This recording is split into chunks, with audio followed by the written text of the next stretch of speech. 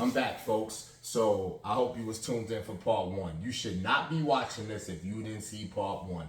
And I'm really just doing that for promotion purposes because this is not a TV show. So it's not like you won't understand this part because you didn't watch part one. I will recap though and say the last thing mentioned was checking in with the ones that matter. And I'm going to leave it there. Check in with the ones that matter. Okay. Another post, very influential. Thot rap is programming little girls and drill rap is killing little boys. Oh man. What is my average age of listeners and viewers? I never really took a poll, survey. I never looked at the algorithm to see what age range is watching me. But I'm gonna tell you this, I couldn't agree with it more. The thing is, kids are impressionable, you know what I mean? So they can have the right message at first. Their parents could be somewhat solid. You know, they start off like they're gonna go down the right road. But the thing is, cyberbullying, in-person bullying, the judgment at that age is so huge that a lot of these kids are just following suit to not be judged. They're sensitive. They can't handle criticism. They can't handle being different if it's joked on or not taken serious. So they're just gonna go with the flow. So us as adults, especially when we have kids, we kind of gotta watch out because I do music and some of the thot rap and the drill rap is entertaining to me. Some, but I'm a grown ass man, so I'm not taking it literally to follow what the fuck they're saying for real.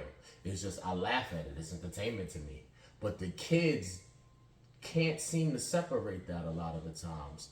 So should we ban it completely?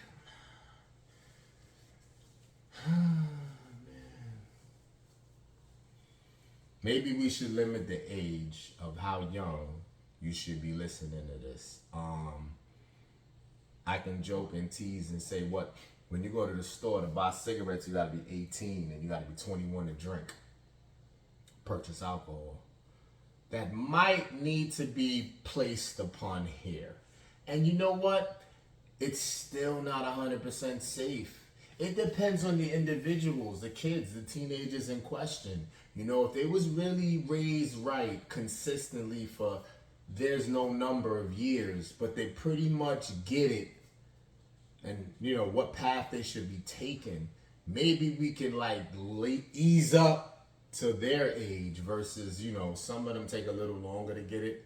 So you can't really put an age on this, but I stand behind this. Definitely, you know. So just be careful. You know, if I have younger viewers, don't take this music literally. You know what I mean? If it has a dope beat, you could dance to it. You know, you could bop. Cool. But what they're actually talking about, don't try to live up to that. Trust me, they're doing it for entertainment purposes. Most of these thot raps and drill raps, they're not doing none of that shit they're saying. I'm sorry to blow that up. They not about that. They just know it sells and it's catchy. And I'm not hating. Listen, get a check. Whatever blows through the roof, whatever gets you that bag, whatever, you know, gets you that fame, whatever you crave, whatever you seeking, go ahead. But it's not reality. Most of the time, it's not reality. So my younger generation, take it for entertainment and that's it. Just like when you watch a movie that may be a little action-packed or, you know what I mean? So be very careful, tread light. Okay, it's easier to build up a child than it is to repair an adult. Choose your words wisely. I got a problem with this. There's some truth to this. But if you're from my era and back, you're supposed to be a little thicker in the skin and know that this world is not yours. We all gotta live in this. There is no special treatment to anyone. Most cases, if you want to attribute things to luck, some people can be lucky on any given day.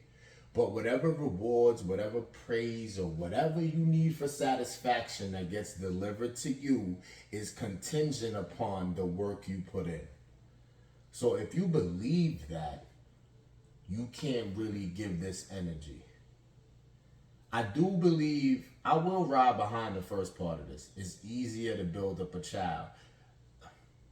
A child is impressionable. I think it's never a wrap if you never give up. This adult thing, I guess it all depends on how they was raised as that child into becoming an adult. But you know what? I can't even, it's just too much to break down, because if you're a man, fuck out of here. Your adversity and whatever you went through as a child supposed to be your strength to now be this dominating adult. Hopefully, you use the things that were placed against you that were not in your favor to create things in your favor. And understand, just because of that struggle proves even more why the world is not for you. You got to make it happen. So why would you care about what words was thrown your way? Man-wise, if you understand struggle and you had to bust your ass to get somewhere, you really shouldn't let words get to you. You shouldn't. I'm not going to say nothing will get to you. So that's why on that part, and I'm sorry, fellas, to give you a hard time on this, I really want you to not give a fuck about whatever words are said to you if you know you're doing what you're doing. So ignore this. Now, women, I can understand this a little more. Words have definitely hit them a lot harder, you know. But even for my sisters, I want y'all to duplicate. Y'all want to be equal anyway. You think I'm going to be funny? You think I'm being funny saying this? You want equal rights, right? You can vote, work the same job. You know what I mean? It's equal around this motherfucker, right? For the most part. So then, man up, woman up. Man up, sorry. Women up on this and not let those words bother you either. I think it's debatable that some women, maybe if a man says something word-wise that they didn't care for, they may be able to just shake that off a little better. But you women are catty, so if a chick say that to a chick, then it's on sight almost. Let's just all be mature and say, go back to the old statement. Sticks and stones may break my bones, but words will never hurt me. It's easier said than done, I know. Some people need a kick in their ass, you know what I'm saying? Some people need to get punched in the fucking mouth. I ain't gonna lie. It does happen. But if we can minimize that, it's a beautiful thing. All right. No joke, no cap. Thinking of becoming a relationship coach. Yes, me. That's not something somebody sent me. I think I can do it. You know what I mean? But I'm going to give you motivation as well. I think you can do it too. And if you think you can, the website who's sponsoring this and might could get you started is centerforthrivingrelationships.com. One more time, centerforthrivingrelationships.com. What am I doing here? You know, I have a lot of breakdowns and I touch on other subjects. But for the most part, I think I've been doing relationship coach type work here. So that's why I said I'm going to think about it. You know, I got a couple days off coming where I can really lock in and see what I can do. The other thing I was reading about, I came across is a notary doing that. So I didn't get that website for sure, but you could just Google that because that's a more broad of a title. So they're paying people for that. So just, you know, as some side income. So, you know, all your time's not going into one thing. But this relationship coach thing, I definitely, if I ask y'all to comment now or give me a like or share this if you agree that I could be a possible candidate for sure, I would appreciate that because I don't think I'm bugging on that one. You know what I mean? I think I could do some good and help you couples out there who's struggling. Most of it, I give you a gem right now. Most of it is lack of communication. And everybody is able to say that and talk so highly of how important communication is, and yet we don't really dissect all aspects of it. Like, we say we know what that means, right? Bullshit. Bullshit. Nah, you know, if you watch battle rap, you know what that's from. But anyway, sidebar. I'm not gonna talk much about it. I'm all over, right? I've been keeping it straight and narrow. The Remy easy to block captain situation. I gotta tell y'all, I don't feel that it's true. I think this is all a stunt, and it's a reach for a stunt nonetheless. And it does look a little crazy now as we go more and more time passing, and the way people are attacking and analyzing this, people doing reaction videos. I'm not getting into all of that. I honestly feel that nothing went down. Now, am I saying Remy's a fucking angel? And no disrespect to her, no disrespect. You know, I be coming for everybody sometimes when it comes to relationships. And I'm by no means do I think Pap is an angel either. I'm not accusing him of anything. I'm just saying that I don't think she did this. That's just my opinion, and I'm moving on from that. So yeah, back to relationship advice and communications. All aspects of communications. And fellas, it's not just about listening to your woman and making sure you are tapped in and understand her needs and wants and emotions and really like mastering that. You matter too. So how much work is she putting in to be in tune with you?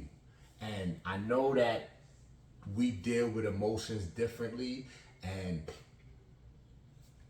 for the most part, you hold on to a lot of it, and they'll advise you that if you got a strong circle of 3 guys, let's say, fellas, that's who you really vent to and tell how you feel. And I don't mean your relationship. I just mean in your life dealings as a man.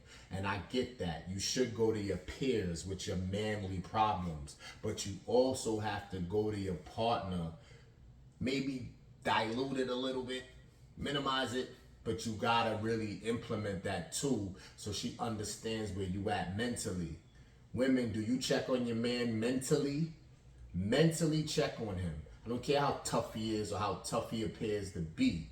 Check in. Babe, you all right? You good? Cool. All right, pet peeve. Pretty airheads.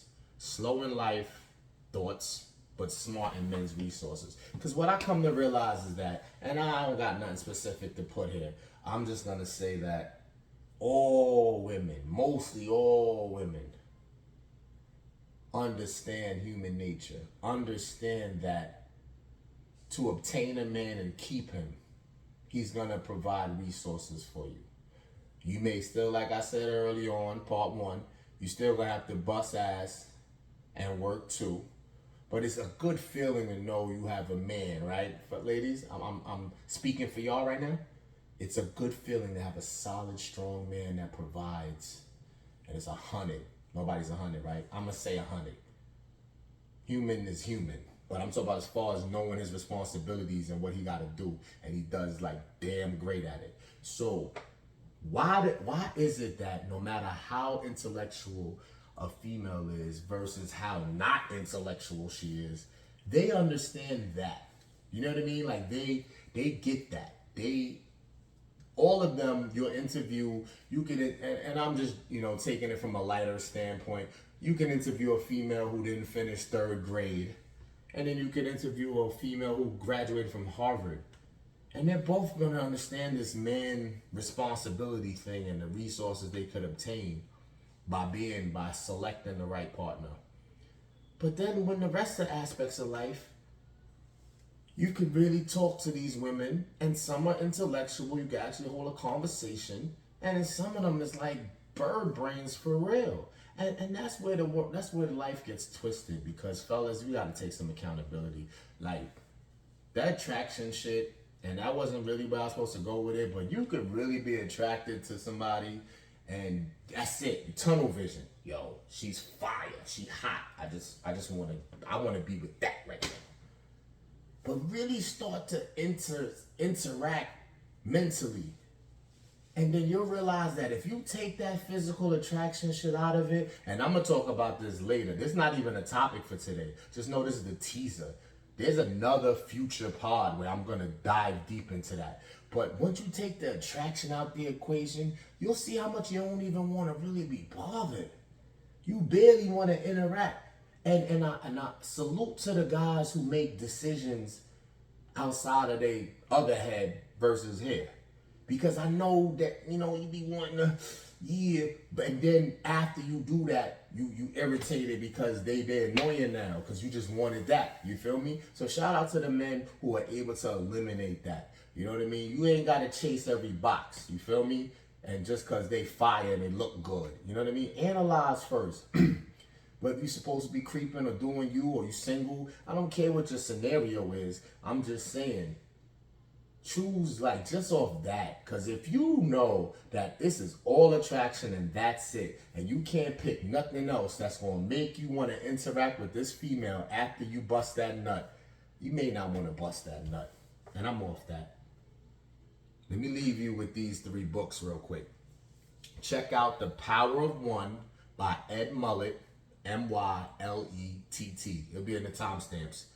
10 Times is Easier Than 2 Times by Dan Sullivan and Benjamin Hardy.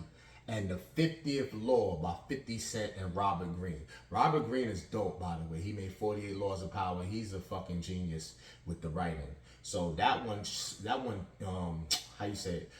one snuck up on me.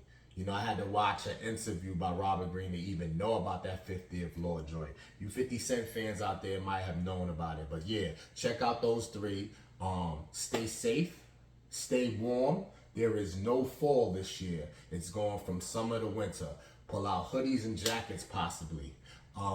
Try to stay hydrated. Make sure you're drinking your water. Do whatever exercise you can, even if it's not physically in the gym. Do something active every day. Every day. Try to be somewhat conscious of the food that you eat. Be humble. Be an assistance to society. And you'll get blessings, man. And till the next time, I'll holla. Peace. You hear the voice of reason.